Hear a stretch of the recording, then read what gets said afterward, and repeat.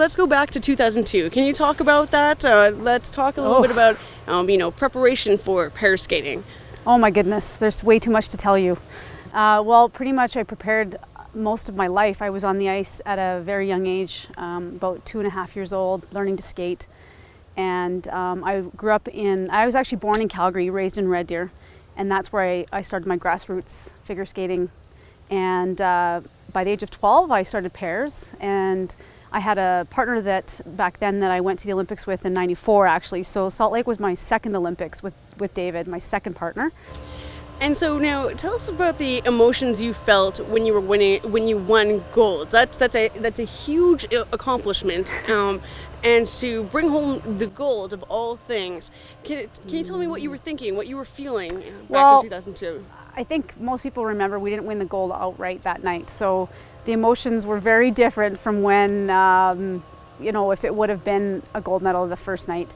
But obviously we were in shock and didn't quite understand what was going on because there were a lot of people talking as we were circling the ice after we won our silver medal. And we heard right away that there was some kind of scandal going on. So that was a little disheartening and very frustrating. I mean, we knew that there's always been this kind of stuff going on in skating, but we never really thought it would happen to us and at such a big event and make such a big impact. And being in Salt Lake, I think, was a huge advantage to us in our event. And obviously the International Olympic Committee, basically had to say to the ISU, International Skating Union, you need to fix your sport because it's taking over the Olympics, and it really was. I mean, every talk show was talking about us. So in some ways, in hindsight, I think it sort of turned out to be a little better for David and I as far as exposure and how we dealt with it. We sort of make jokes about it afterwards when the dust settled a little bit a couple days later. And I mean, when I say the dust settled, it settled for us, but it ramped up for talk shows and papers and magazines and everything. So it brought us a ton of exposure, and not just Canadian exposure or even North American, but the world. And so, we were on Larry King and we were on Jay Leno, and we were all doing all kinds of crazy things that we would never have dreamt of doing. So we made the best of it, but I will say, obviously, getting a gold medal was great. But the most special gift that we ended up getting was, I guess, during this period of 6 days before we actually got a gold medal, some group from Calgary started an organization to collect gold across Canada and to make David and I gold medals. And to us, when we got home and we received these medals, that was way more sentimental and precious and meaningful to us than actually getting given a gold medal at the Olympics. You're here in Calgary today, more for a special event for 1835. Can you tell us a little bit about that?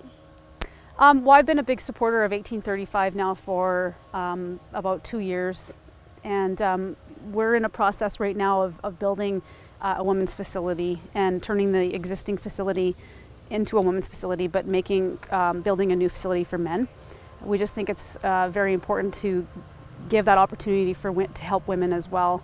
So, and I also had a brother that went through the program, and so not only am I a believer in helping people with addiction, but having had, a family member go through it and be so personal to me is very impactful, and it's even more important for me to reach out and try to help and raise some money to make this happen. And so, can you talk about that a little bit more? How 1835 has impacted not just his life, but your overall family's life to make a positive difference. Well, I think anybody that's had an addict as a friend or a family member knows exactly what I'm talking about when you say, you go through so much heartache and stress, sadness, pain, frustration, all kinds of emotion. There's nothing good about dealing with an addict, and it is definitely a horrible disease. And my brother and I just totally led separate lives. We went totally different ways, and it was really weird for me and hard for me because I was so happy and becoming successful. And watching him be so self-destructive was awful. And so thankfully, we found 1835 for him to go and feel safe and comfortable and secure in that he could share his whole life with anybody there, the counselors, even his peers that were there. What do you think, in your opinion, the future of Calgary will be once this shelter opens up for women? Oh, well, you know what? We're never going to eradicate addictions. I would love that. I think it's always going to be an issue, unfortunately, but just to know that people have somewhere safe to go. And I think it's going to completely change the communities. And, you know, we all know that our government too will save money by supporting addicts to go through programs like this instead of putting them in jail, because they come out and they do the same thing again. It's just repeat, repeat, repeat.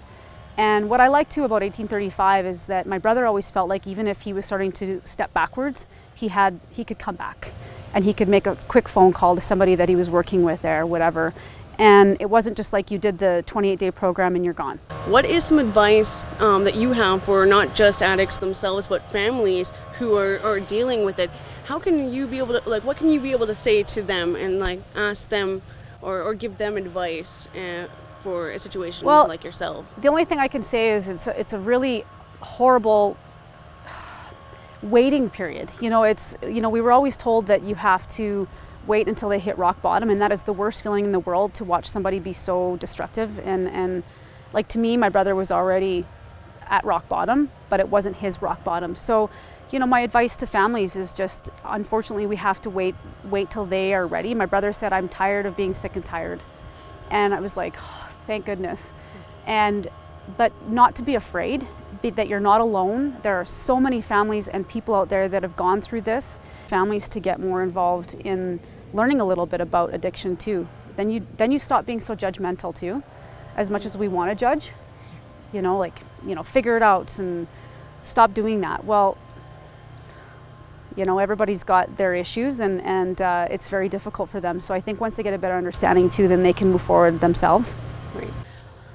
I guess I would say that the most important thing for a family is to really show unconditional love and support and encouragement. It is a really difficult thing to go through, because there are times when you just want to throw in the towel and you want to give up because you know, you feel like at some point you're enabling that person.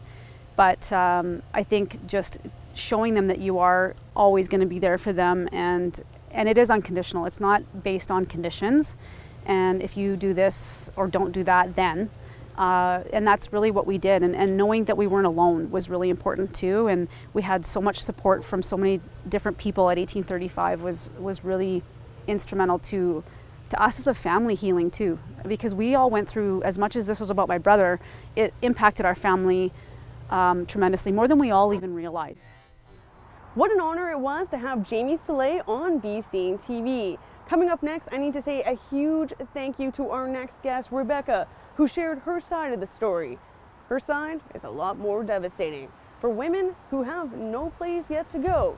Here is Rebecca's story. My name is Rebecca Ann Nelkin, and I am an actress here in Calgary, Alberta, and a certified angel card reader. During my kind of experience growing up, and even straight from childhood in Vancouver, I witnessed a lot of let's say, stories from my parents. They're both professionals in the helping industry. So one's a psychologist, one's a psychiatrist. Both focus on addictions. And then as I grew up, it was very prominent in high schools in Vancouver and such. Even I went down a few roads, just more like a rebellious teenager. But I had witnessed a lot of friends who either had one parent or no parents, or didn't really feel that they had anyone to go to, and they got really deeply involved. And one in particular had pretty much tapped out all of her resources, almost to an extent of got tired of, I'm not really sure where to go anymore. She did die eventually, and the unfortunate aspect of that is she kind of anticipated her death, and she got highly involved in heroin. So when she had died, or she was also kind of a child star in Hollywood, but by the time she died, the assumption before anyone got the coroner's call was automatic heroin overdose. The reality was she had got herself clean. She was a simple detox, but she had actually met someone and was pregnant and choked on water in her lungs. A lot of it had to do with, you know, not really having any parents or family. And I know her mom was just gone. I would only call her for money. When she finally reconnected with her abusive father, who was sexually abusive, physically abusive, she was kind of excited and nervous to go meet him again in her 20s. And she did, and he did the same thing. So that was probably the kicker.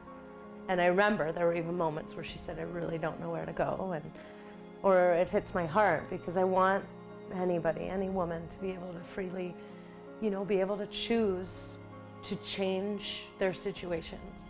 And I know it can be really embarrassing and devastating, and those feelings I've experienced myself. You know, we're somewhere like 1835 as it's so important for women, because I think it's going to really establish, hey, I know you're feeling like a victim here and that there's no other way, but we're going to support you throughout this. And we're here to help you, like throughout this. There's no closed door here. And these people putting it together, and I mean, they're taking their time away from their families, and they're using their resources to help these women. The fact that a lot of these women don't even know it exists, or that there's not something like that already implemented here in Calgary, it blows my mind. Because they need help, and they may have children. So if they don't get the help, or this doesn't really get out there, all of what they're experiencing is just going to be passed on, and this cycle will continue.